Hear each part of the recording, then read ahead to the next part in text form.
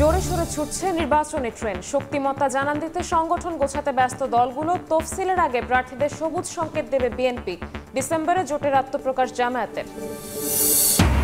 বেসরকারি খাতে ঋণ প্রবৃদ্ধি কমলেও বাড়ছে খেলাপির পরিমাণ। নুয়ে পড়া ব্যাংক খাত টেনে তুলতে কঠোর হচ্ছে নিয়ন্ত্রণ সংস্থা। জবাবদিহিতা নিশ্চিতের পরামর্শ। ওয়ার্ড বয়কে ঘুষ দিলেই মিলছে শয্যা। ওষুধ ও জনবল সংকট চরমে। অনিয়মের ভাগাড়ে পরিণত হয়েছে সিলেটের ওসমানী মেডিকেল কলেজ হাসপাতাল। দুদকের অভিযানে মিলছে সত্যতা। দেশে প্রথমবার শুরু হলো টাইফয়েড টিকাদান কর্মসূচি। মাসব্যাপী ক্যাম্পেইনে ভ্যাকসিন পাবে প্রায় ৫ কোটি শিশু। শতভাগ নিরাপদ বলছেন চিকিৎসক।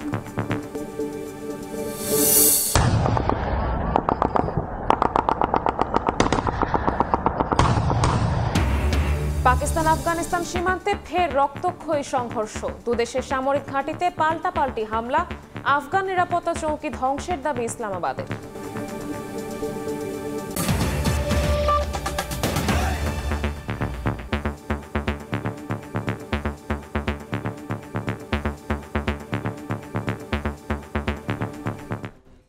সকালের সময়ের সঙ্গে আছি আমি শবনব নিবিড়। নির্বাচনের মাঠে জোরে সোরেই নামছে রাজনৈতিক দলগুলো। জুলাই সনদ নিয়ে দৃশ্যমান অগ্রগতির পর নির্বাচনই এখন মুখ্য দলগুলোর কাছে। শৃঙ্খলা ঠিক রাখতে তফসিলের আগেই সম্ভাব্য প্রার্থীদের সবুজ সংকেত দেওয়ার পরিকল্পনা বিএনপির।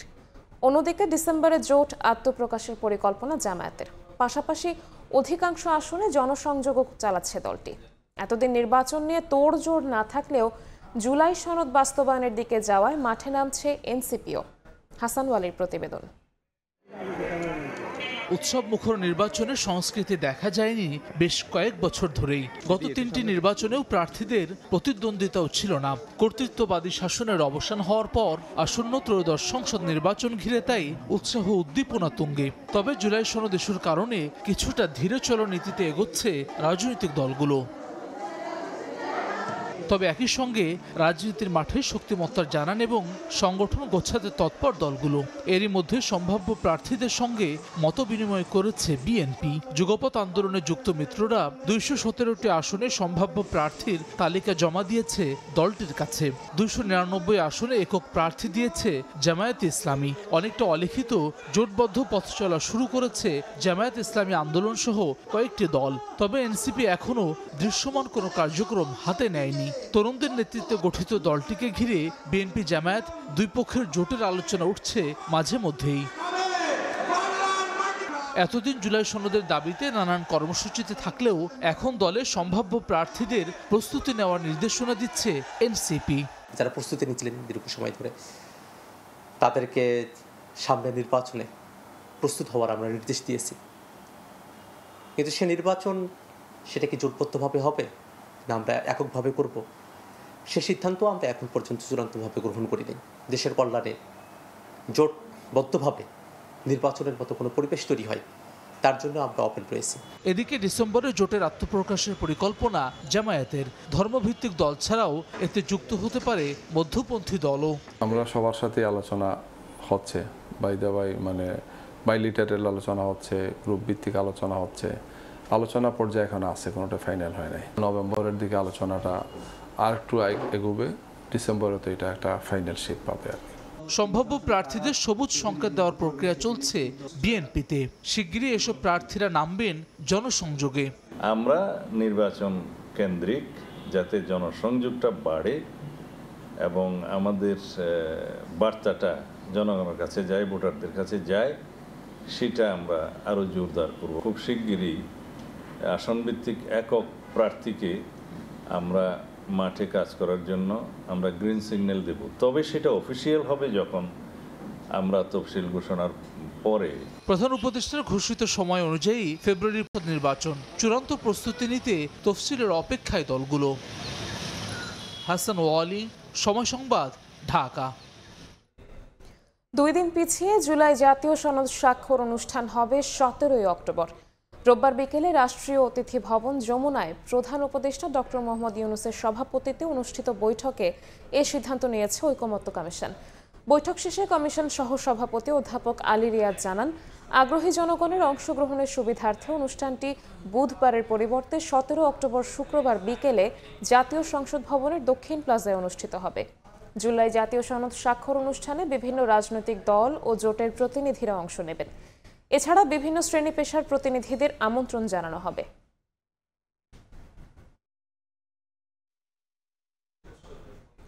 সেনাবাহিনীর যেসব কর্মকর্তা শেখ হাসিনার গুম, খুন, বিচার বহির্ভূত হত্যাকাণ্ড ও আয়নাঘরের নিপীড়ন নির্যাতনের সঙ্গে জড়িত ছিলেন, তাদের বিচার কার্যকর করতে হবে বলে মন্তব্য করেছেন এনসিপির উত্তরাঞ্চলের মুখ্য সংগঠক সার্জিস আলম।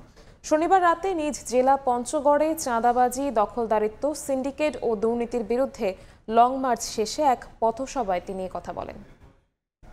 বাংলাদেশ নামক রাষ্ট্রের সাথে তাদের যে সম্মান সেটা ওতপ্রোতভাবে জড়িত, কিন্তু সেনাবাহিনীর কিছু সদস্য, অফিসার, জেনারেল বিগত শেখ হাসিনার সময় সরাসরি গুম, খুন, বিচার বহির্ভূত হত্যাকাণ্ড, আয়নাঘরের নিষ্পেষণ, নিপীড়ন এবং নির্মম নির্যাতনগুলো তাদের নেতৃত্বে তাদের দ্বারা হয়েছে।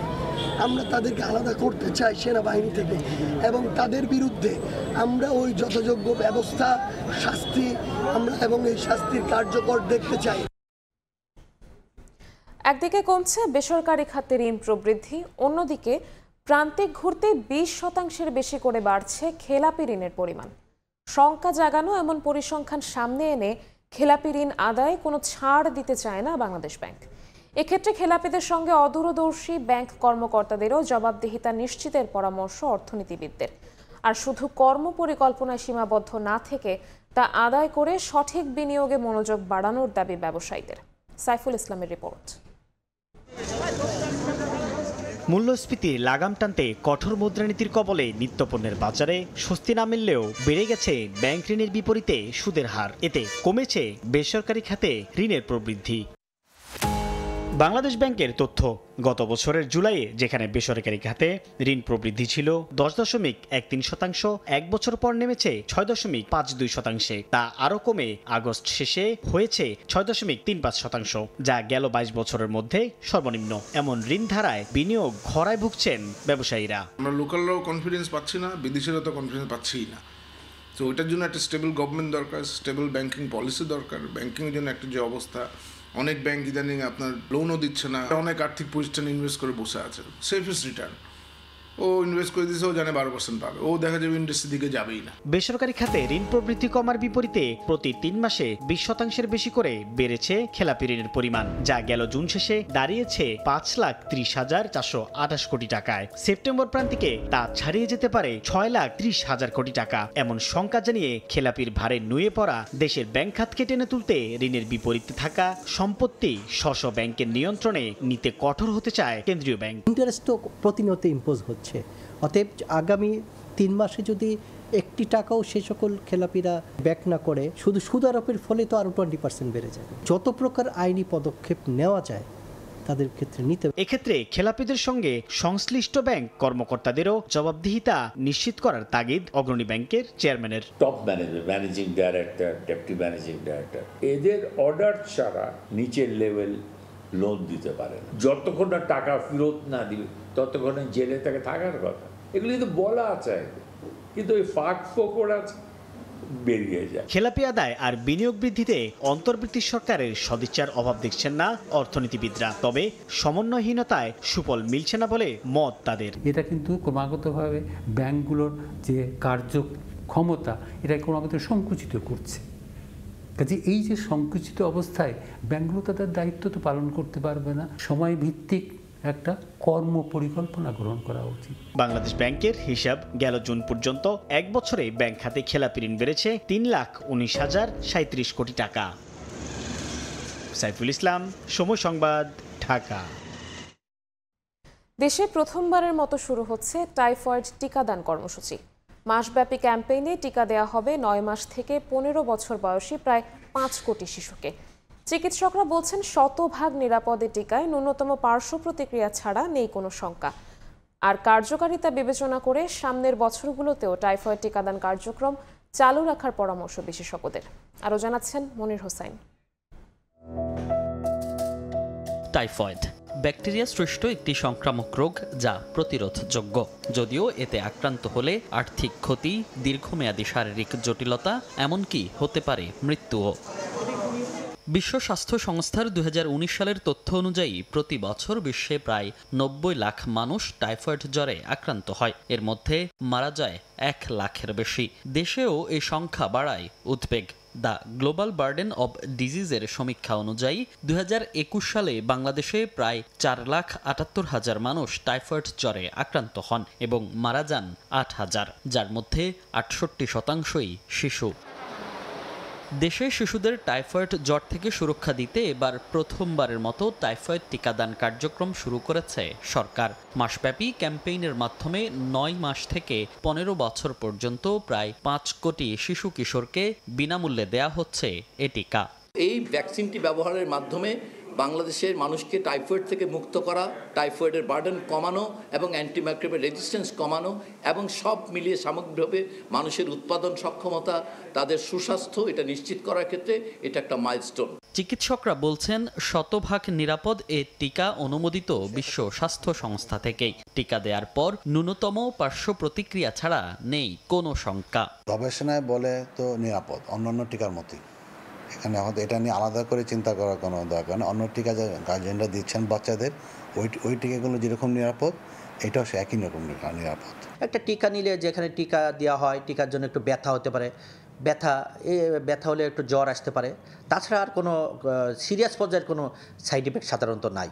আমি বিশেষ করে যারা আজ থেকে টিকা নিবে তাদেরকে আশ্বস্ত করব, টাইফয়েড ক্যাম্পেইনের ভিতরে আপনি টিকা দেন এবং আপনার বাচ্চাকে টাইফয়েড মুক্ত করুন। টিকার কার্যকারিতা বিবেচনা করে এই কার্যক্রম পরের বছরগুলোতেও চালু রাখার পরামর্শ বিশেষজ্ঞদের। এটা খুবই নিরাপদ এবং এটা শিশুদেরকে বিশেষ করে তাদের টাইফয়েড থেকে মুক্ত রাখার জন্য এটা খুব জরুরি। কাজে এটার সফলতা দেখে হয়তো এখনও অনেকে কেউ একটু দ্বিধাদ্বন্দ্বে আছেন। যখন এটা শুরু হয়ে যাবে দেয়া, তখন আরও বাকিরা এখানে টাইফয়েডের টিকা নিতে আগ্রহী হবে। সাফল্যের উপর নির্ভর করেই প্রতি বছরই এটা ইপিআই তাদের নিয়মিত কার্যক্রমে অন্তর্ভুক্ত করতে পারবে। শিশুদের টিকার জন্য সরকারের নির্ধারিত ভ্যাকসিন নিবন্ধন পোর্টালে আবেদন করতে বলা হয়েছিল। তবে যারা আবেদন করেননি কিংবা জন্ম নিবন্ধন নেই, নিয়মিত টিকা কেন্দ্রে গিয়ে তারাও টিকা দিতে পারবে বলে নিশ্চিত করেছে স্বাস্থ্য বিভাগ। মনির হোসাইন, সময় সংবাদ, ঢাকা।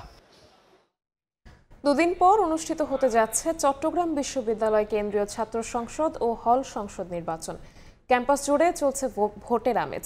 অফলাইন ও অনলাইনে প্রতিশ্রুতি নিয়ে ভোটারদের দাঁড়ে দাঁড়ে যাচ্ছেন প্রার্থীরা। প্রচারণার সবশেষ খবর জানাতে চট্টগ্রাম বিশ্ববিদ্যালয় থেকে সরাসরি যুক্ত হচ্ছেন সহকর্মী তারিফ রহমান। তারিফ, শেষ মুহূর্তের প্রচারণায় ব্যস্ত সময় পার করছেন চট্টগ্রাম বিশ্ববিদ্যালয়ের কেন্দ্রীয় ছাত্র সংসদ, চাকসু ও হল সংসদ নির্বাচনের প্রার্থীরা। আগামী 15 অক্টোবর অনুষ্ঠিত হতে যাচ্ছে এই নির্বাচন, আর হাতে আছে মাত্র 2 দিন। এই 2 দিনকে কাজে লাগাতেই প্রার্থীরা আসলে তাদের যেই কার্যক্রম সেটি চালিয়ে যাচ্ছেন। সকাল থেকেই তারা শহরে চলে যাচ্ছেন এবং শাটলে করে শাটলে শিক্ষার্থীদেরকে তাদের লিফলেট, হ্যান্ডবিল প্রচার করছেন এবং ক্যাম্পাসে আসছেন এবং সারাদিন ক্যাম্পাসের বিভিন্ন পয়েন্ট, স্টেশন, ঝুপড়ি, ফ্যাকাল্টি এবং হলগুলোতে তারা তাদের যে প্রচারণা কার্যক্রম সেটি অব্যাহত রাখছেন।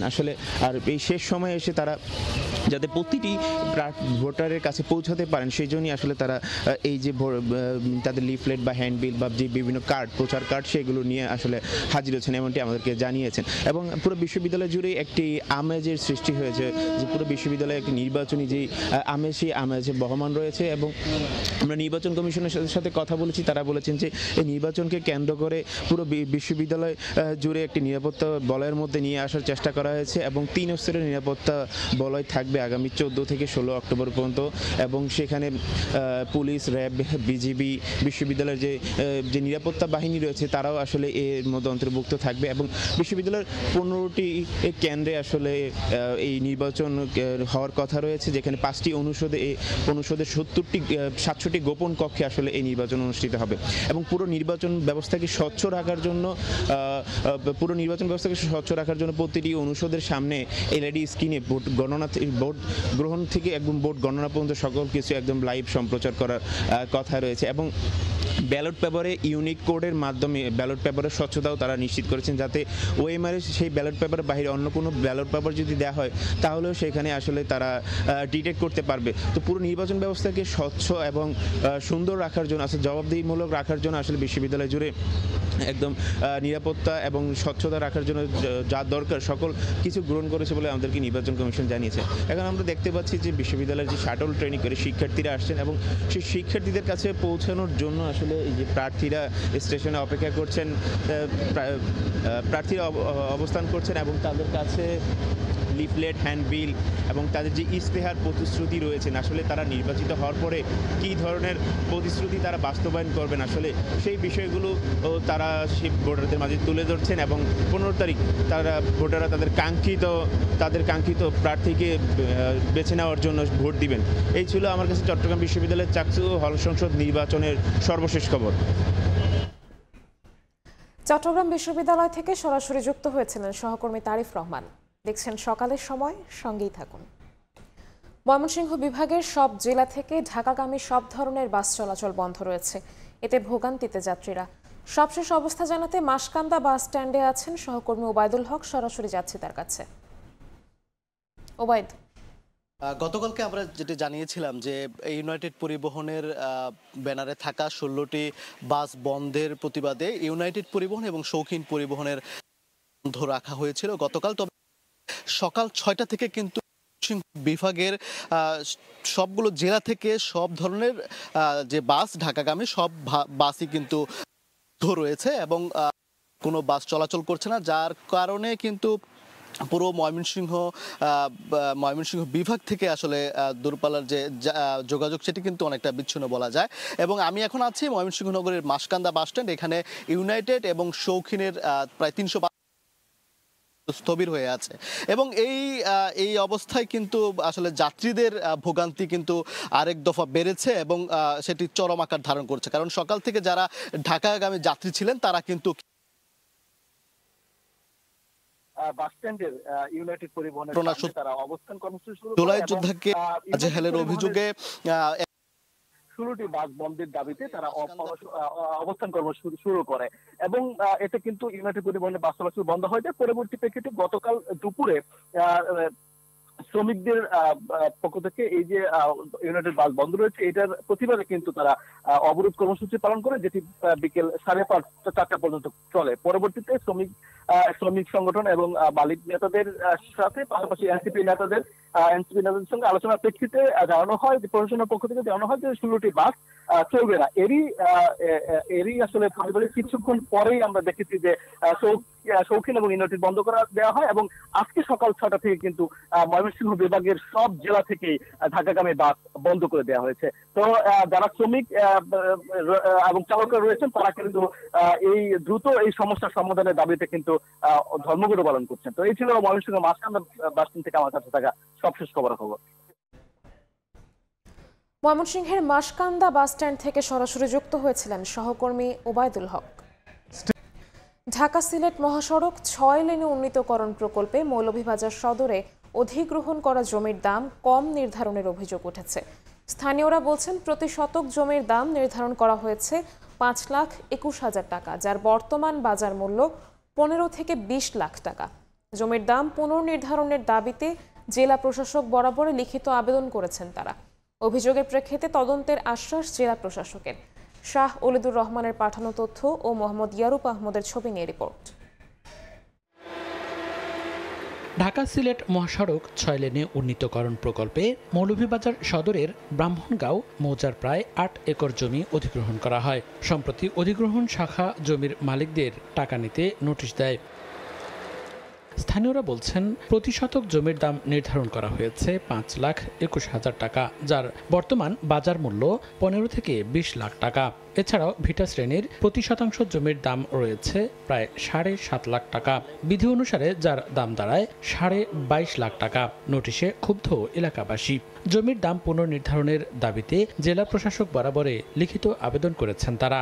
জমির যে দাম দেওয়া হয়েছে তা কোনো অবস্থাতেই এটা প্রযোজ্য নয়। আমার এটা শেষ সম্বল, বুঝছেন, আমি অসুস্থ মানুষ, আমি কোথায় যাইব? এই যে যে পয়সাগুলা দেয় এই পয়সায় গিয়া আমার ওন না।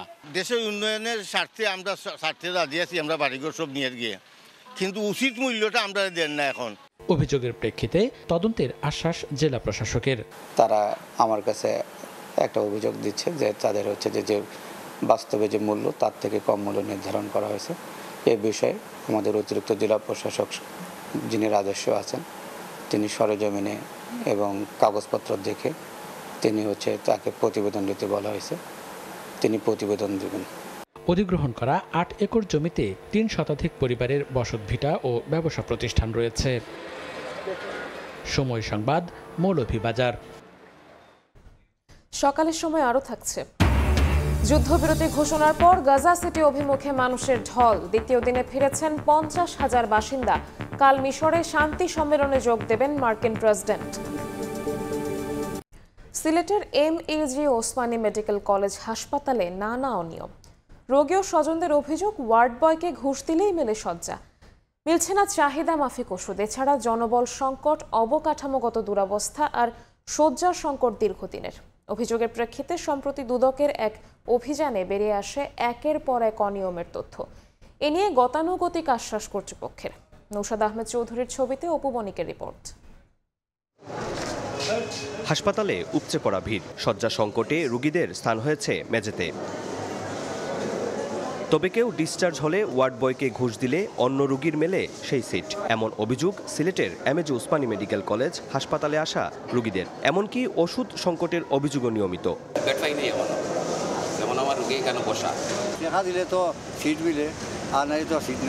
সিলেটের বিশেষায়িত এ সরকারি হাসপাতালটিতে জনবল সংকট, অবকাঠামোগত দুরবস্থা আর শয্যা সংকট দীর্ঘদিনের। সঙ্গে যোগ হয়েছে নোংরা পরিবেশ এবং ওয়ার্ড বয়, নার্স ব্রাদারদের অসদাচরণ। এছাড়া হাসপাতালের ভেতর ও বাইরে বিক্ষুব্ধদের দৌরাত্ম্য বেড়েছে।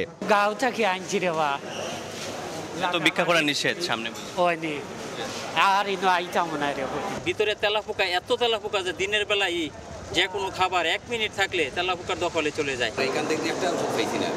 এই যে আমার ব্যাগ, এখন আমি বাইরে থাকি 1200-1400 টাকা ওষুধ দিয়ে এলাম। চাইছিলাম একটা সিট নিতাম, এখন একজন মহিলা আছে ওয়ার্ড বয়, উনি বলতেছে যে সিট নিতে গেলে এমনি নেওয়া যাবে না, টাকা দিতে হইব। ওনার 100 টাকা দিয়ে তারপর সিট নিতে আছে। অভিযোগের প্রেক্ষিতে তদন্তে নামে দুর্নীতি দমন কমিশন। সম্প্রতি এক অভিযানে বেরিয়ে আসে একের পর এক অনিয়মের তথ্য। এর মধ্যে রয়েছে ওষুধ, খাবার, অ্যাম্বুলেন্স সেবা, আউটসোর্সিং, কর্মচারীদের নিয়োগ ও বেতন জটিলতার অনিয়ম। এই রেকর্ডগুলো পত্রগুলো আমরা যাচাই বাছাই করে পরবর্তীতে আমরা কমিশন বরাবর একটা সুপারিশ করব। সেই সুপারিশের ভিত্তিতে পরবর্তী কার্যক্রম কমিশনের অনুমোদন ক্রমে হবে। তবে সমস্যা সমাধানে গতানুগতিক আশ্বাস কর্তৃপক্ষের। আমরা সবসময় উদ্গ্রীব এবং এগুলোর ব্যাপারে আমরা খুবই সাথে সাথে আমরা ইভেন বদলি করতেছি, সরকারি যারা আছে এদেরকে বদলি করতেছি এবং আউটসোর্সিং বলে সাথে সাথে আমরা চাকরির জন্য প্রস্তুত করতেছি। কর্তৃপক্ষের তথ্য মতে 500 শয্যার এই হাসপাতালে প্রতিদিন প্রায় 3000 রোগী স্বাস্থ্যসেবা নেন। দফায় দফায় অভিযান পরিচালনা করা হলেও কমছে না সেবা নিতে আসা রোগীদের ভোগান্তি। তাই সেবার মান উন্নয়নে যথাযথ কার্যকরী ব্যবস্থা এখন শুধুই সময়ের দাবি। Sylhet MAG Osmani medical college হাসপাতাল থেকে অপু বণিক, সময় সংবাদ। ময়মনসিংহের ধোবাউড়ায় নেতাই নদীর উপর সেতুর অভাবে প্রতিদিন দুর্ভোগ পোহাচ্ছেন সীমান্তবর্তী হাজারো মানুষ। দড়ি টানা নৌকা দিয়ে ঝুঁকি নিয়ে পার হতে হয় নদী। দৃষ্টিনন্দন সীমান্ত সড়ক নির্মিত হলেও মিলছে না সুফল। দুর্ভোগ লাঘবে ব্যবস্থা নেওয়ার আশ্বাস কর্তৃপক্ষের। হোসেন আলীর ছবিতে ওবায়দুল হকের রিপোর্ট। রশি টেনে চলছে নৌকা, আতঙ্কে নদী পার হচ্ছেন বাসিন্দারা। ময়মনসিংহের সীমান্তবর্তী উপজেলা ধোবাউড়ার ভূঁইয়াপাড়া এলাকার মানুষের একমাত্র ভরসা এই রশি টানা নৌকা। নেতাই নদীর উপর সেতু না থাকায় বছরের পর বছর এভাবেই ঝুঁকি নিয়ে প্রতিদিন পারাপার করছেন হাজারো মানুষ। অথচ ভারতীয় সীমান্ত সংলগ্ন সীমান্ত সড়কের 42 কিলোমিটার পড়েছে ময়মনসিংহের হালুয়াঘাট ও ধোবাউড়া উপজেলা অংশে। কিন্তু সেতু না থাকায় সড়কের সুফল মিলছে না স্থানীয়দের। ভূঁইয়াপাড়ায় এসে যানবাহনের গতিপথ পাল্টে ধোবাউড়া সদর হয়ে 20 কিলোমিটার ঘুরে উঠতে হয় সীমান্ত সড়কে। এতে বেড়েছে ভোগান্তি। নৌকা দিয়ে পার হওয়ার লাগে, এটা একটা ঝামেলা না বাচ্চা টাচ্চা নিয়ে। প্রতিদিনই একটা দুইটা পন্ডার নৌকা থেকে পড়ে গেলে আমরা গিয়ে উদ্ধার করি। ঘন্টার পর ঘন্টা দাঁড়ায় দেওয়া লাগে নৌকার জন্য। আমার কষ্ট কেউ দেখে না তো। ফসল যে করি, ফসল তো লয়ে যাইতারি না, এই জায়গাতেই তাহে। এখানে কিছু শিক্ষার্থীরা আছে, আপনি বছরের ভিতরে 6 মাসই স্কুলে যেতে পারে না। এই একটা ব্রিজ হইলে সবার জন্যই ভালো। আমি যে মাঝি, আমার এই মাঝির দরকার না, আমি ব্রিজ চাই। দুর্ভোগ লাঘবে শিগগিরই ব্যবস্থা নেওয়ার আশ্বাস সড়ক বিভাগ ও জেলা প্রশাসনের। সেতুটি নির্মাণের লক্ষ্যে একটা হাইড্রোমরফোলজি স্টাডি এবং ফিজিবিলিটি স্টাডি ইতিমধ্যে চলমান আছে। বিষয়টা নিয়ে বিভাগীয় কমিটির মিটিংয়েও আমরা এটা উপস্থাপন করেছি এবং সেখানে আপনার রোডস বা এলজিডি ওনারাও কিন্তু কাজ করছেন। আশা করছি এটা খুব দ্রুত আবার হয়ে যাবে। নেতাই নদীর দুই পাশে রয়েছে নেত্রকোনার দুর্গাপুরের বিজয়পুর ও ময়মনসিংহের হালুয়াঘাটের গাবড়াখালী গারো পাহাড় পর্যটন কেন্দ্র। সেতু না থাকায় বিপাকে পড়েন পর্যটকরাও। ওবায়দুল হক, সময় সংবাদ, ময়মনসিংহ। বেহাল দশা জামালপুর পৌরসভার বেশিরভাগ সড়কের।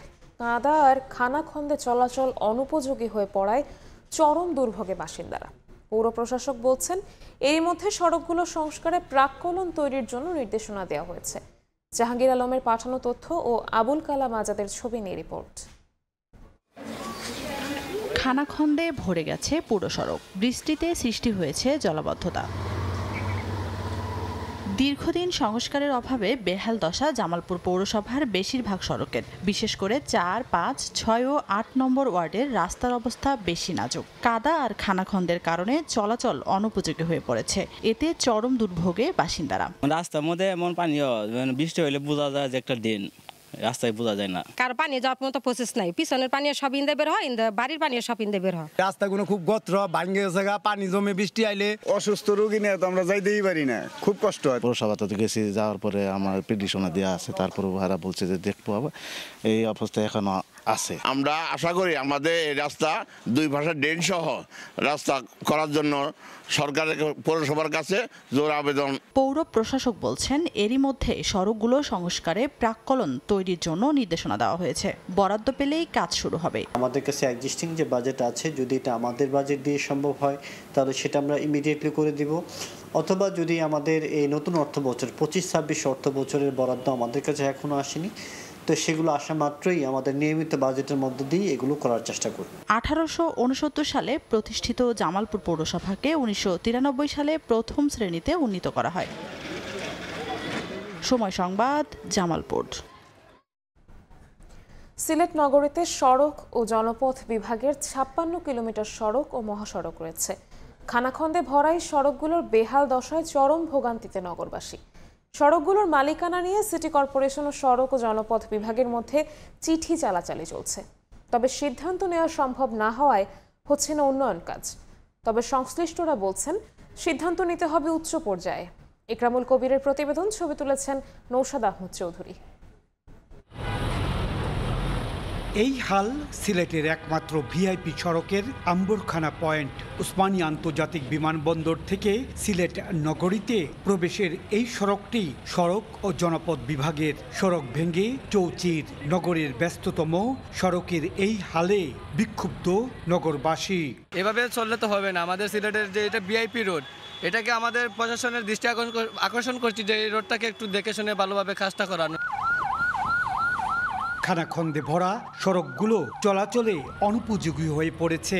রোগী বহনকারী অ্যাম্বুলেন্স কিংবা দূরপাল্লার যাত্রীদের ভোগান্তির শেষ নেই। নগরীর প্রধান সড়কের 70% সড়ক জাতীয় মহাসড়কের সঙ্গে সংযুক্ত। সাবেক মেয়র জানান, দীর্ঘদিন চেষ্টা করে সড়ক ও জনপথ বিভাগের 56 কিলোমিটার সড়ক সিটির আওতায় আনা যায়নি। বারবার তাদের কাছে চিঠি লিখেছি, হয় তারা আমাদের কাছে হস্তান্তর করবে, এটা মেনটেন্যান্সের দায়ভার আমরা নেব, কিন্তু তারা মেনটেন্যান্সও করে না, তারা এটা হস্তান্তরও করে না। সড়ক ও জনপথ বিভাগের সিলেট ঢাকা মহাসড়কের এই অংশটি সিলেট সিটি কর্পোরেশনের 25 নম্বর ওয়ার্ডের মধ্য দিয়ে চলে গিয়েছে। আশা করছিলাম আমরা রোড হইব, 1 বছর হয়েছে না এই রোড হয়েছে। রাস্তা ভাঙ্গা, আমরা গাড়ি চালাইতে অনেক কষ্ট হয়। গাড়ি নিয়ে আসলে গাড়ির অনেক ক্ষতি হয়। 10 মিনিটের জায়গা দেখা যায় 20 মিনিট লাগে। নগরবাসীর দুর্ভোগ লাগবে। নগরের ভেতরে 22 কিলোমিটার রাস্তা সড়ক ও জনপথ বিভাগ থেকে অনাপত্তিপত্র বা এনওসি নিয়ে সিটি কর্পোরেশন সংস্কার করেছিল। এনওসি নিয়ে সংস্কার একবারের জন্য হয়ে থাকে, এই নিয়ে ঝামেলারও শেষ নেই। একজনের সড়কে আরেকজন, যেমন আরেকজন কাজ করলে ওইটা অডিটে একটু প্রবলেম হয়, হয়তো বা দেখা যাবে যে রোডস কাজ করেছে সিটি কর্পোরেশন ওই কাজের বিল করে ফেললো। তবে সড়ক ও জনপথ বিভাগ বলছে নগরের মধ্য দিয়ে বিস্তৃত 56 কিলোমিটার সড়কের মালিকানা হস্তান্তরের বিষয় নিয়ে সম্প্রতি একাধিকবার সভা হয়েছে। শিগগিরই সিদ্ধান্তে আসা সম্ভব হবে বলে জানান নির্বাহী প্রকৌশলী।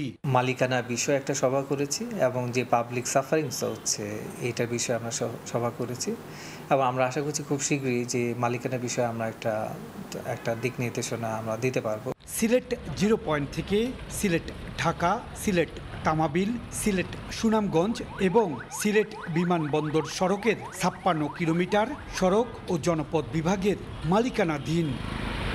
ইকরামুল কবির, সময় সংবাদ, সিলেট। নানা আয়োজনে তৃতীয় বর্ষপূর্তি উদযাপন করেছে অনলাইন ভিত্তিক সামাজিক সেবামূলক স্বেচ্ছাসেবী সংগঠন রেল তথ্য নারায়ণগঞ্জ ফেসবুক গ্রুপ।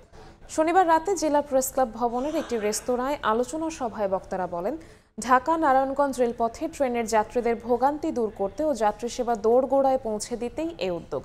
লক্ষ্য বাস্তবায়নে 2022 সালের 1 অক্টোবর সামাজিক যোগাযোগ মাধ্যম ফেসবুকে একটি গ্রুপ ও পেজ খুলে সংগঠনটি যাত্রা শুরু করে। বর্তমানে এর সদস্য সংখ্যা 65,000-এর বেশি।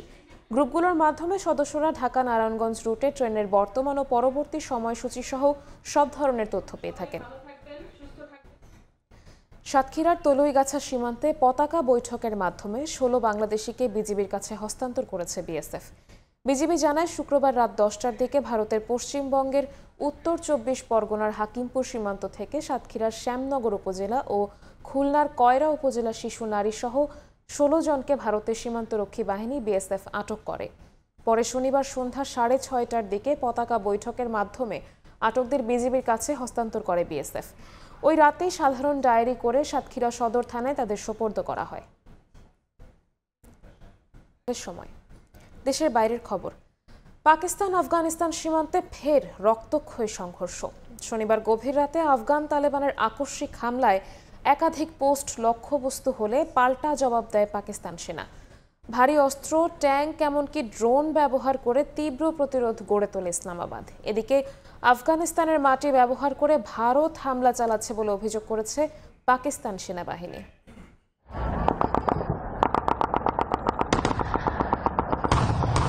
শনিবার রাত থেকেই পাকিস্তান আফগানিস্তান সীমান্তে শুরু হয় ভয়াবহ গোলাগুলি। গণমাধ্যম দ্য ডন জানায়, সীমান্তে পাকিস্তানের নিরাপত্তা চৌকিতে আকস্মিক হামলা চালায় তালেবান। জবাবে পাকিস্তান সেনাবাহিনী পাল্টা আক্রমণ করে। এক বিবৃতিতে পাকিস্তানি নিরাপত্তা কর্মকর্তারা নিশ্চিত করেন, সেনাবাহিনী দ্রুত ও কার্যকর জবাব দিয়েছে। একাধিক আফগান নিরাপত্তা চৌকি ধ্বংস করা হয়েছে বলেও দাবি করেন তারা।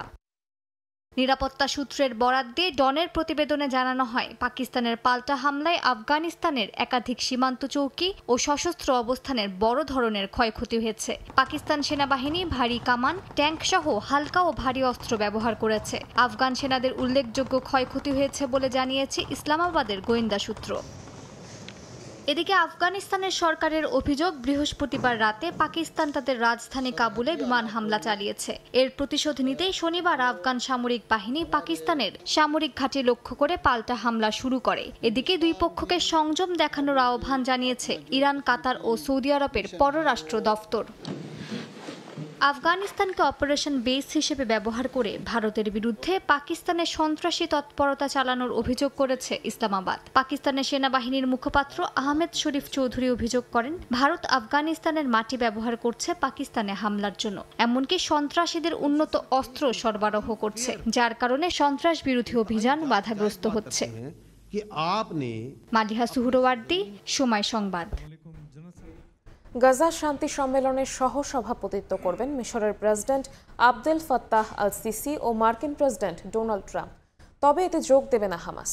এদিকে যুদ্ধবিরতির ঘোষণায় গাজায় একদিনে ফিরেছেন প্রায় 50,000 বাসিন্দা। তবে দুর্ভিক্ষ থেকে রেহাই পেতে উপত্যকাটিতে প্রতি মাসে 62,000 মেট্রিক টন ত্রাণের প্রয়োজন বলে জানিয়েছে বিশ্ব খাদ্য কর্মসূচি। যুদ্ধবিরতির ঘোষণার পর গাজায় ফিরতে শুরু করেছেন বাস্তুচ্যুত বাসিন্দারা। একদিনে উপত্যকাটিতে ফিরেছেন প্রায় 50,000 মানুষ। ধ্বংসস্তূপে পরিণত শহরে ফিরে অনেকে হতবাক ধ্বংসযজ্ঞ দেখে, কেউ আবার স্বস্তি পেয়েছেন নিজের ঘর এখনো টিকে থাকার খবরে। যুদ্ধবিরতির চুক্তি অনুযায়ী প্রথম ধাপে শহরে অঞ্চল থেকে সরে দাঁড়িয়েছে ইসরায়েলি বাহিনী, যদিও এখনো প্রায় অর্ধেক ভূখণ্ডে অবস্থান করছেন তারা। বিশ্ব খাদ্য কর্মসূচি জানিয়েছে গাজায় প্রতি মাসে কমপক্ষে 62,000 মেট্রিক টন ত্রাণ প্রবেশের সুযোগ দিতে হবে, না হলে দুর্ভিক্ষ আরও ভয়াবহ হবে। হামাস জানিয়েছে তারা মিত্র দেশগুলোর সঙ্গে সমন্বয় করে সাহায্য পৌঁছানোর কাজ চালিয়ে যাচ্ছে। আগামী সোমবার মিশরের শারম আল শেখে বসবে গাজা শান্তি সম্মেলন। এতে সহসভাপতিত্ব করবেন মিশর ও যুক্তরাষ্ট্রের প্রেসিডেন্ট। এর মধ্যে অংশগ্রহণ নিশ্চিত করেছে 20টিরও বেশি দেশের নেতা, যাদের মধ্যে আছে ফ্রান্স, জার্মানি, ইতালি, কাতার, সৌদি আরব, সংযুক্ত আরব আমিরাত ও তুরস্কের শীর্ষ নেতৃত্ব। তবে চুক্তি স্বাক্ষর অনুষ্ঠানে অংশ নেবে না হামাস। সংগঠনটি জানায় কেবল মধ্যস্থতাকারী ও যুক্তরাষ্ট্র ইসরায়েলের কর্মকর্তারাই থাকবেন অনুষ্ঠানে। এদিন তেল আবিবের সেবা মেডিকেল সেন্টার পরিদর্শন করেন ইসরায়েলের প্রধানমন্ত্রী বিনিয়ামিন নেতানিয়াহু। সেখানে মুক্ত হওয়া বন্দীদের চিকিৎসা ও পুনর্বাসনের প্রস্তুতি চলছে। চুক্তির আওতায় সোমবারের মধ্যে বন্দী বিনিময় করবে হামাস ইসরায়েল। শনিবার রাজধানী তেল আবিবের হোস্টেজ স্কয়ারে আনন্দ উল্লাসে মেতে ওঠেন হাজার হাজার ইসরায়েলি। ট্রাম্পকে ধন্যবাদ জানিয়ে বিভিন্ন স্লোগান দেন তারা। মঞ্চে বক্তব্য দেন মার্কিন প্রেসিডেন্ট ডোনাল্ড ট্রাম্পের জামাতা জ্যারেড কুশনার, কন্যা ইভাঙ্কা ট্রাম্প ও মার্কিন মধ্যপ্রাচ্য বিষয়ক দূত স্টিভ উইটকফ। তবে উইটকফ নেতানিয়াহুর নাম নেয়ার সঙ্গে সঙ্গেই প্রতিবাদ করেন অনুষ্ঠানে উপস্থিত ইসরায়েলিরা। মালিহা সুহরওয়ার্দী, সময় সংবাদ। রাশিয়ার হামলায় আবারও অন্ধকারে কিয়েভ সহ ইউক্রেনের বিভিন্ন অঞ্চল। দক্ষিণাঞ্চলের ওডেসায় রুশ ড্রোন হামলায় 5 জন নিহত হয়েছেন, আহত হয়েছেন 17 জন। এমন পরিস্থিতিতে গাজার মতো ইউক্রেন যুদ্ধ অবসানে মার্কিন প্রেসিডেন্টের কাছে অনুরোধ করেছেন ইউক্রেন প্রেসিডেন্ট ভলোদিমির জেলেনস্কি। এদিকে রাশিয়ার সীমান্তের কাছাকাছি 12 ঘণ্টা ধরে টহল দিয়েছে যুক্তরাজ্য, যুক্তরাষ্ট্র ও ন্যাটোর বিমান বাহিনী। শীত সামনে রেখে ইউক্রেনের জ্বালানি অবকাঠামোতে একের পর এক হামলা চালিয়ে যাচ্ছে রাশিয়া। স্থানীয় সময় শনিবার রাজধানী কিয়েভের বিদ্যুৎ কেন্দ্রে ভয়াবহ ড্রোন হামলা চালায় রুশ বিমান বাহিনী। এতে বিদ্যুৎ বিচ্ছিন্ন হয়ে পড়ে রাজধানী সহ 9টি অঞ্চল। চেরনিহিভ অঞ্চলে একটি বিদ্যুৎ সংস্থার গাড়িবহরে ড্রোন হামলায় আগুন ধরে যায়, বেশ কয়েকজন হতাহত হন। ঘটনাস্থলে পৌঁছানো দমকল কর্মীদের ওপরও রাশিয়া হামলা চালায় বলে অভিযোগ করেছে ইউক্রেনীয় কর্তৃপক্ষ। Donetsk, Kharkiv, Kherson, Sumy, Zaporizhzhia সহ সমগ্র ইউক্রেনে একদিনে 78টি শাহেদ ড্রোন দিয়ে হামলা চালায় মস্কো। এসব হামলায় জ্বালানি স্থাপনা ও আবাসিক ভবন ক্ষতিগ্রস্ত হয়। গ্রিড এখনও অস্থিতিশীল থাকায় সতর্ক অবস্থানে আছে জ্বালানি কর্তৃপক্ষ। এদিকে রাশিয়া সীমান্তের কাছাকাছি 12 ঘণ্টার ন্যাটো টহল মিশনে অংশ নিয়েছে যুক্তরাজ্যের রয়্যাল এয়ার ফোর্সের 2টি যুদ্ধবিমান। আর এএফ এর RC-135 রিভেট জয়েন্ট নজরদারি জেট ও P-8A পোসাইডন মেরিটাইম পেট্রোল বিমান আর্কটিক অঞ্চল থেকে বেলারুশ ও ইউক্রেনের আকাশসীমা বরাবর টহল দেয়। তাদের সহায়তায় ছিল মার্কিন বিমান বাহিনীর একটি KC-135 রিফুয়েলিং জেট। এদিন মার্কিন প্রেসিডেন্ট ডোনাল্ড ট্রাম্পের সঙ্গে ফোনে কথা বলেন ইউক্রেনের প্রেসিডেন্ট ভলোদিমির জেলেনস্কি। মধ্যপ্রাচ্যে ইসরায়েল হামাস যুদ্ধবিরতি সফল করার পর এবার ইউক্রেনের শান্তি প্রতিষ্ঠার জন্য ট্রাম্পের কাছে অনুরোধ করেন জেলেনস্কি। ফোন আলাপে তিনি ইউক্রেনের বিমান প্রতিরক্ষা ব্যবস্থা জোরদারে সহায়তারও অনুরোধ জানান। এদিকে রাশিয়ার সঙ্গে সম্পর্ক আরও গভীর করছে উত্তর কোরিয়া। রুশ নিরাপত্তা পরিষদের উপপ্রধান দিমিত্রি মেদভেদেভের সঙ্গে বৈঠকে উত্তর কোরিয়ার সর্বোচ্চ নেতা কিম জং উন বলেন, রাশিয়ার সঙ্গে কৌশলগত জোট ভবিষ্যতে আরও শক্তিশালী হবে। মালিহা সুহরওয়ার্দী, সময় সংবাদ। টানা কয়েকদিনের বৃষ্টিতে দেখা দেয়া বন্যা ও ভূমিধসে মেক্সিকোতে মৃতের সংখ্যা বেড়ে দাঁড়িয়েছে 28 জনে। সবচেয়ে বেশি ক্ষতিগ্রস্ত হয়েছে হিদালগো প্রদেশ, যেখানে 16 জনের মরদেহ উদ্ধার করা হয়েছে। এছাড়া ক্ষতিগ্রস্ত হয়েছে 5000-এর বেশি ঘরবাড়ি ও শতাধিক হাসপাতাল, শিক্ষা প্রতিষ্ঠান। অন্যদিকে স্পেনে ঝড় এলিসের আঘাতে বন্যা পরিস্থিতি সৃষ্টি হয়েছে।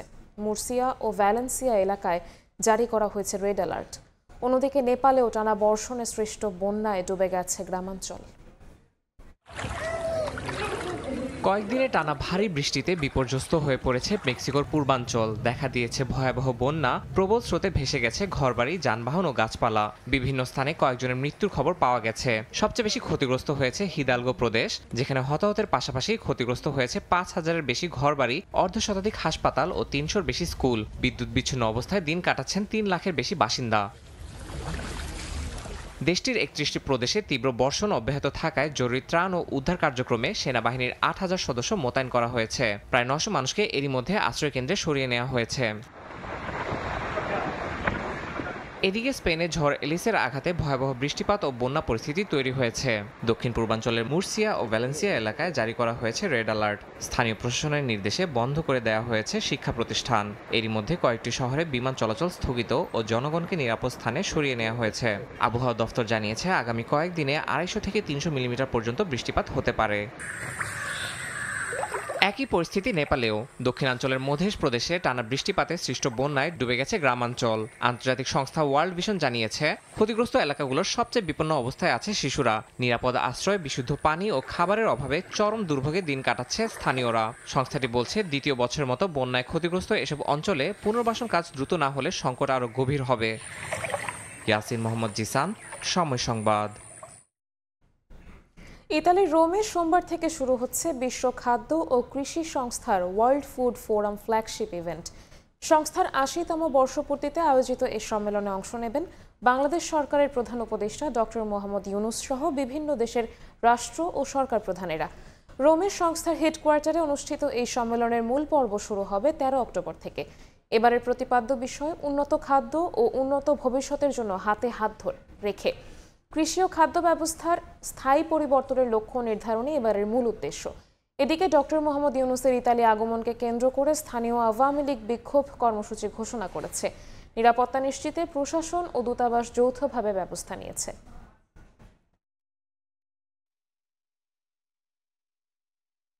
ক্যারিয়ারের প্রথম এনসিএল টি-20তে আলো ছড়ালেন রংপুরের ২ ক্রিকেটার জাহিদ জাভেদ ও অনিক সরকার সেতু। ৬ ইনিংসে জাভেদ করেছেন ১২২ রান আর ৭ ইনিংসে সেতুর ব্যাটে আসে ১১২ রান। দুজন খুলনার বিপক্ষে ফাইনালেও ধরে রাখতে চান এমন ধারাবাহিকতা। চাপ না, অ্যাজ ইউজুয়াল আমরা যেমন ম্যাচ খেলে আসছি 1/1, আমরা ফাইনাল ম্যাচটা ওই 1/, চিন্তা করতেছি, এটা চেষ্টা করতেছি এটা ইনশাআল্লাহ যে ফাইনাল ম্যাচটা আমরা রেজাল্ট করার জন্য আমরা রিল্যাক্স আছি। আমরা আমাদের সেরাটা দিতে পারলে ইনশাআল্লাহ পজিটিভ রেজাল্ট হবে। খুব ভালো টুর্নামেন্ট হচ্ছে। এরকম যদি টুর্নামেন্ট আমাদের হইতে থাকে বা আমরা যদি খেলতে পারি তাহলে আমাদের অনেক প্লেয়ার বের হবে, অনেক খেলার অপরচুনিটি বাড়বে। খুব ভালো লাগতেছে যে দলের হয়ে পারফর্ম করতে পারতেছি, কিছু করতে পারতেছি। এর চেষ্টা আছে যেন টপ স্কোরে থাকতে পারি রংপুর ডিভিশনের হয়ে। যেহেতু আমার ফার্স্ট টি-20 ছিল এবং ভালো একটা পারফরমেন্স করতে পারছি, তো সিনিয়ররা সবাই খুব ভালো সাপোর্ট করছে, খুব ভালো কথা বলছে আর কি, খুব ভালো বাহবা দিছে যে কি করলে আরও ভালো ধারাবাহিকতা তো আমি ধরে রাখতে পারবো। যেহেতু এটা অনেক কিছু লার্নিং প্রসেস, অনেক কিছু বোঝা যাচ্ছে, অনেক বড় বড় বিগ প্লেয়াররা খেলতেছে, তো সব কিছু মিলায় অনেক কিছু শিখতেছি। সো চিন্তা করবো এই জিনিসটার জন্য ভালোভাবে কাজে লাগাতে পারি। খুলনা টিমও অনেক ভালো, আমাদের টিমও অনেক ভালো, সো আশা করা যায় অনেক ভালো ফাইটিং একটা খেলা আমরা উপভোগ করব। বাংলাদেশ দলের অধিনায়কত্ব হামজা চৌধুরীকে দেওয়া উচিত বলে মনে করেন সাবেক অধিনায়ক আমিনুল হক। তার মতে এই সিদ্ধান্ত নিলে উজ্জীবিত হবে দল এবং তার ইতিবাচক প্রভাব পড়বে ফুটবলারদের মাঝে। এদিকে ব্যর্থতার দায় কাঁধে নিয়ে হাভিয়ার কাবরেরার সরে যাওয়া উচিত বলেও মনে করেন আমিনুল। স্বইচ্ছায় তিনি সরে না গেলে বাফুফের উচিত তাকে পদত্যাগে বাধ্য করানো। হংকং চায়না ম্যাচে বাংলাদেশ দলের নামে অধিনায়ক ছিলেন সোহেল রানা, কাজে কর্মে দায়িত্বের পুরোটাই পালন করেছেন হামজা চৌধুরী। সেটা শুধু এই ম্যাচে নয়, লাল সবুজ জার্সি গায়ে চাপানোর পর থেকেই পুরো দলটাকে যেন একাই উজ্জীবিত করে চলেছেন লেস্টার সিটি তারকা। হামজার মতো একজন ফুটবলারের সংস্পর্শে আসা অন্যদের কাছে আশীর্বাদের মতো। মাঠে কৌশল থেকে শুরু করে টেকনিক্যাল প্রায় সবকিছুতেই তার প্রভাব লক্ষণীয়। আর তাই অযথা অন্য কাউকে অধিনায়কত্বের আর্মব্যান্ড পরে মাঠে নামানোর চেয়ে দায়িত্বটা হামজার কাঁধেই দেখতে চান সাবেক অধিনায়ক আমিনুল হক। আমরা যদি হামজা চৌধুরীকে ভবিষ্যতে ক্যাপ্টেন্সি প্রদান করি তাহলে আমাদের বাংলাদেশ দল আরও অনেক বেশি উজ্জীবিত হবে এবং বাংলাদেশের দর্শকরা উজ্জীবিত হবে। এবং আমার কাছে মনে হয় যে আমাদের যারা বর্তমানে এখন ক্যাপ্টেন্সি করছেন তাদের হয়তোবা এক এক সময় এক একজনকে দায়িত্ব দেওয়া হচ্ছে, যেটা নিয়ে হয়তোবা নিজেদের খেলোয়াড়দের ভিতরে একটা কনফিউশন বা একটা দ্বিধাদ্বন্দ্ব তৈরি হতে পারে। এটা খুব স্বাভাবিক একটি বিষয়, বাট হামজা চৌধুরীর বিষয়ে আমার কাছে মনে হয় যে এখানে কোনো প্রশ্ন থাকবে। সবশেষ ম্যাচে নিজের কৌশল আর প্লেয়ার সিলেকশনের জন্য ব্যাপক সমালোচিত হয়েছেন হাভিয়ের ক্যাব্রেরা। অনেকের মতে দেশের ফুটবলে স্প্যানিশ কোচের আর দেয়ার কিছু নেই। ব্যর্থতার দায় কাঁধে নিয়ে নিজে থেকেই হাভির সরে যাওয়া উচিত বলে মনে করেন সাবেক অধিনায়ক। স্ট্র্যাটেজি বা বাংলাদেশ দলের খেলোয়াড়রা হয়তো বা মিলছে না, তাহলে কোচ নিজে থেকেই পদত্যাগ করা উচিত, বা আমাদের ম্যানেজমেন্টের যারা দায়িত্ব রয়েছেন তারা যদি মনে করেন যে হ্যাঁ আমি দীর্ঘদিন এই কোচকে দিয়ে দেখলাম আমি আশানুরূপ রেজাল্ট পাচ্ছি না, তাহলে বাংলাদেশ ফুটবল টিমের যারা ম্যানেজমেন্ট আছে তারাও এটা তাকে পদত্যাগ করানোর জন্য বাধ্য করতে পারে। সেরা পারফরমেন্সের জন্য ফিটনেসের পাশাপাশি ফুটবলারদের মানসিক স্বাস্থ্য নিয়ে কাজ করা খুবই জরুরি। হংকং চায়নার বিপক্ষে শেষ মুহূর্তে যেভাবে হেরেছে বাংলাদেশ, তাতে দলে একজন মনোবিদের প্রয়োজন এখন সময়ের দাবি বলে মনে করেন আমিনুল। আমি জানি না বর্তমানে যে আমাদের কোনো বাংলাদেশ টিমে মনোবিদ আছে কিনা, যদি না থাকে তাহলে আমি মনে করি যে ইমিডিয়েটলি একজন মনোবিদ নিয়োগ দেওয়ার জন্য, যার মাধ্যমে বাংলাদেশ দলের খেলোয়াড়রা প্রত্যেকে আরও বেশি মানসিকভাবে উজ্জীবিত হবে, শক্তিশালী হবে এবং তাদের সামর্থ্যটাকে তারা বোঝাতে পারবে সর্বোচ্চভাবে। পাশাপাশি ডিফেন্স এবং গোল লাইনে যে সমস্যা আছে, হংকং চায়নার বিপক্ষে দ্বিতীয় ম্যাচে মাঠে নামার আগেই তার সমাধান উচিত বলে মনে করেন সাফ জয়ী গোলরক্ষক। এসএম ইকবাল, সময় সংবাদ, ঢাকা। এ পর্যায়ে শীর্ষ সংবাদগুলো জানিয়ে দিচ্ছি আরেকবার। জোরে সোরে ছুটছে নির্বাচনের ট্রেন। শক্তিমত্তা জানান দিতে সংগঠন গোছাতে ব্যস্ত দলগুলো। তফসিলের আগে প্রার্থীদের সবুজ সংকেত দেবে বিএনপি। ডিসেম্বরে জোটের আত্মপ্রকাশ জামায়াতের। বেসরকারি খাতে ঋণ প্রবৃদ্ধি কমলেও বাড়ছে খেলাপির পরিমাণ। নুয়ে পড়া ব্যাংক খাত টেনে তুলতে কঠোর হচ্ছে নিয়ন্ত্রণ সংস্থা। জবাবদিহিতা নিশ্চিতের পরামর্শ। এবং ওয়ার্ড বয়কে ঘুষ দিলেই মিলে শয্যা। ওষুধ ও জনবল সংকট চরমে। অনিয়মের ভাগাড়ে পরিণত হয়েছে সিলেটের ওসমানী মেডিকেল কলেজ হাসপাতাল। দুদকের অভিযানে মিলেছে সত্যতা।